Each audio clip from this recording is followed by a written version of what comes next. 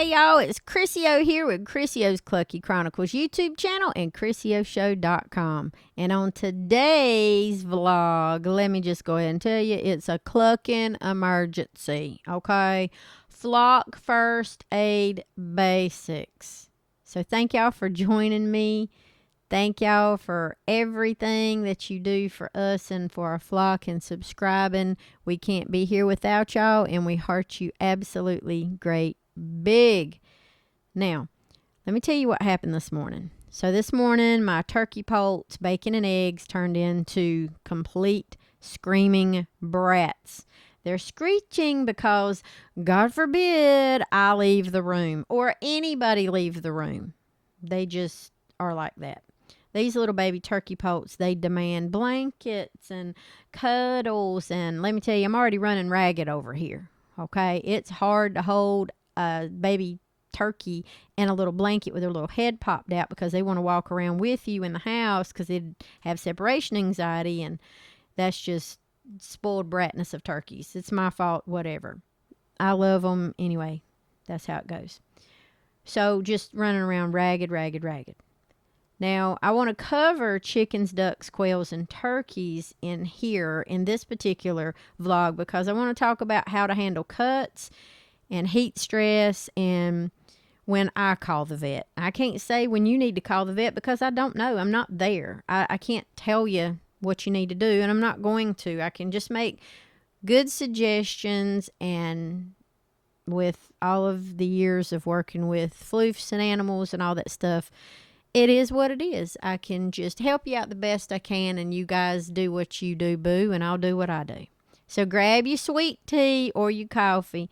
Let's patch up this flock, hopefully with a good chuckle or two. It's up to you.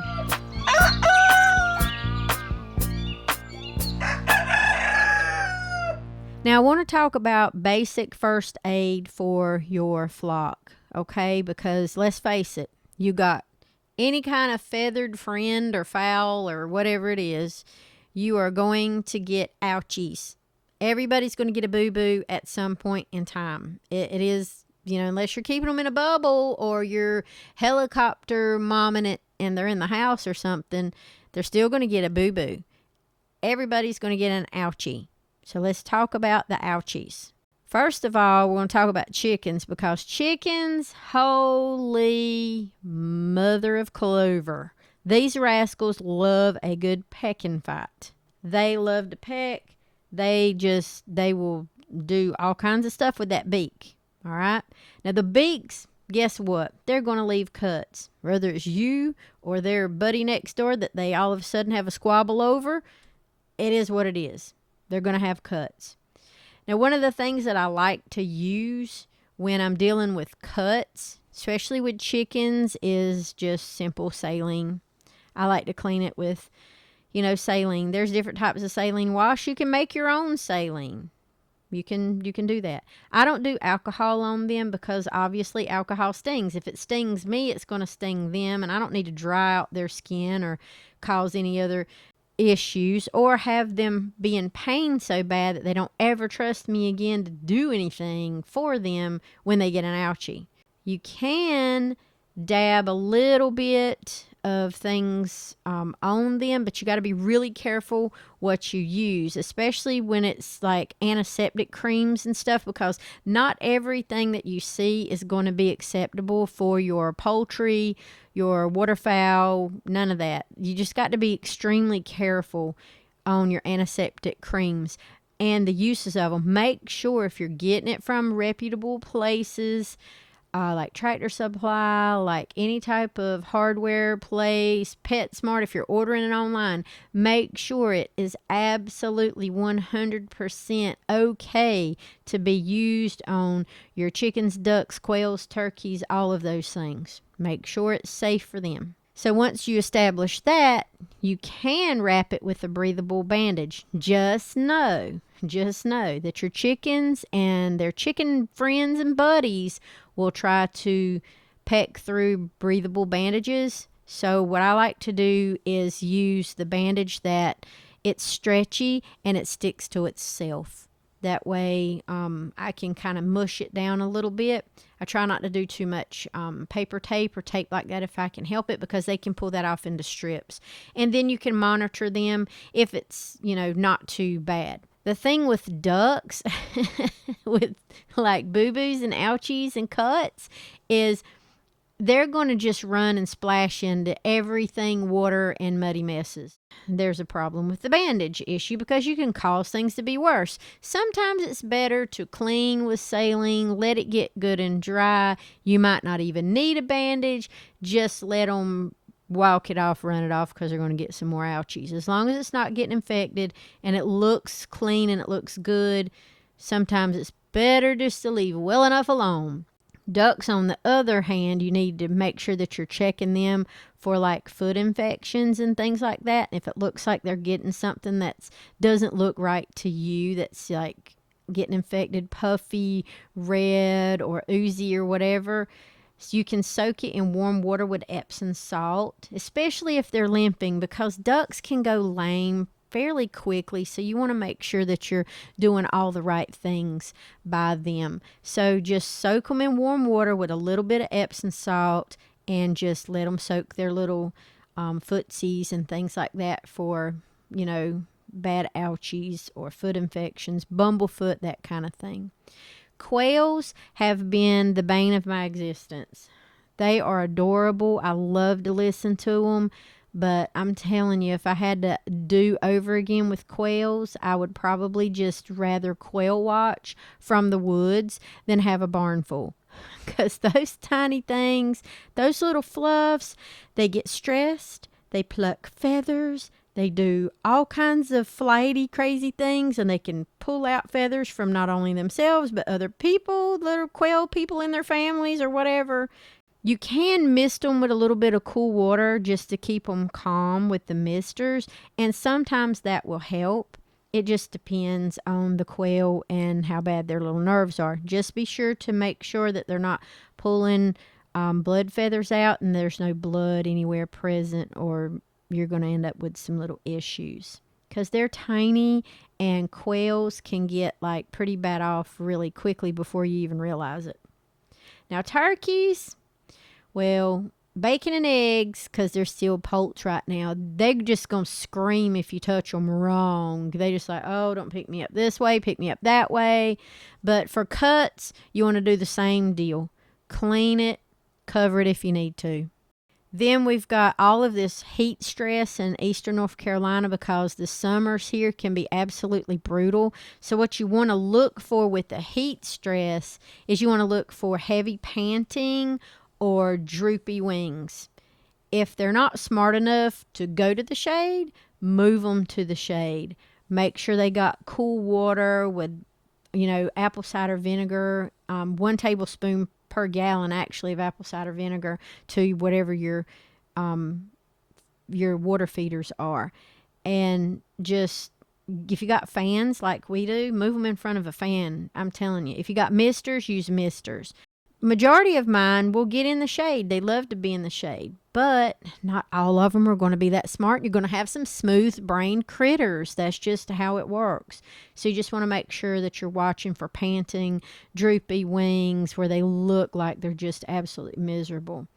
But here's a fact. The American Veterinary Medical Association says hydration is going to be key, because dehydration in your flock will kill them extremely fast. So you want to keep an eye out, keep them well, keep them hydrated, keep them misted, keep those pools out, keep clean water everywhere, and keep them clucking. Now let's talk about more flock moments and prevention, okay? So my flock really does keep me on my toes. Sometimes running, sometimes they're biting my toes. It just depends on who I'm dealing with. So bacon and eggs, these turkey poults, oh my gosh, they were at it again this morning, screaming like banshees, until I had to get them, pick them up out of the brooder box, swaddle them in their little blankets, because they're freaking spoiled brats. Prevents a headache, but it's just drama with them. Okay. Now, prevention is going to be better. So let's talk about prevention And let's talk about the moments that you need to really pay attention to. Because I know you've heard it before. Dust baths, dirt baths for chickens, they do dodge mites. You need dry bedding for ducks to avoid bumblefoot.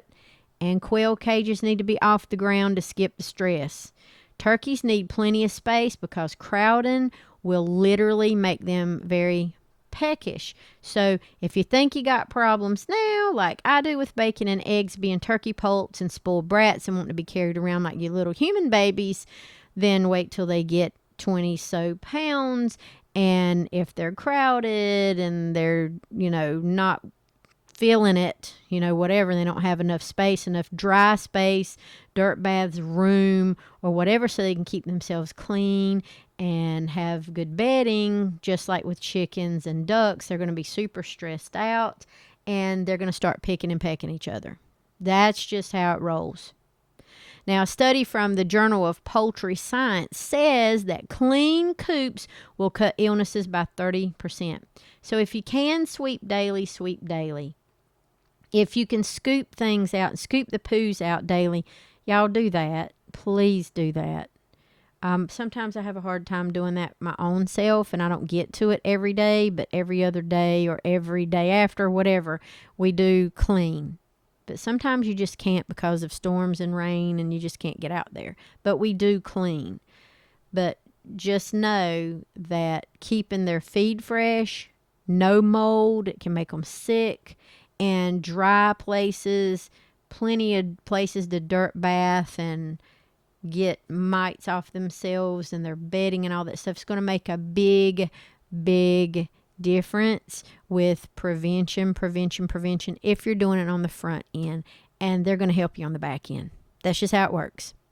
One of the things I like to talk about is when you need to call your vet. I don't care if you call them chicken doctor, duck doctor, turkey doctor, whatever you got. You got to call them at some point in time. That's just how it goes. Just like when Arlinda Easter Egger, she had chicken cancer. I didn't even know that was a thing. And we ended up having to have her put to sleep because she was in so much pain and she was just so sick. So they had to do that for us. But it is very stressful and can be pricey when you have to call. So just understand your flock well enough to know when you need to call, because I'm going to go ahead and tell you, some things you're dealing with, y'all, it ain't DIY. I don't care who you're watching, who you're following, who you this, that, and or the other with these flocks. It ain't always DIY. So you got to know when you're going to call the vet. Who is your vet? Can you use the same vet for your dogs that you do with your flock? Fortunately for us, we can, because we do have a vet at our facility who deals with farms and poultry and waterfowl and all kinds of stuff. If there's a chicken whose eye's swollen and it looks all foamy and weird, or she's not been eating for like 2 days, she's not drinking, she's not laying an egg, she just looks miserable, it just might be an infection. So antibiotics, you're going to need a pro for that.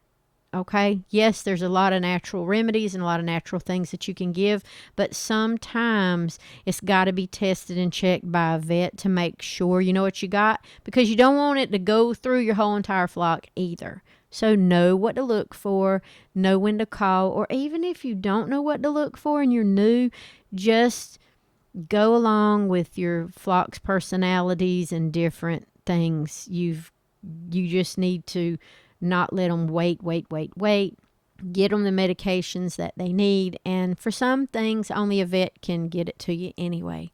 So it's better safe than sorry to go if you have one. Now, if you have ducks with twisted necks or quails with bloody vents, because I'm going to tell you, this can happen. You can have like botulism or that coccidiosis stuff. That's vet time. And I mean fast. You got to get on there fast. So know what to look for.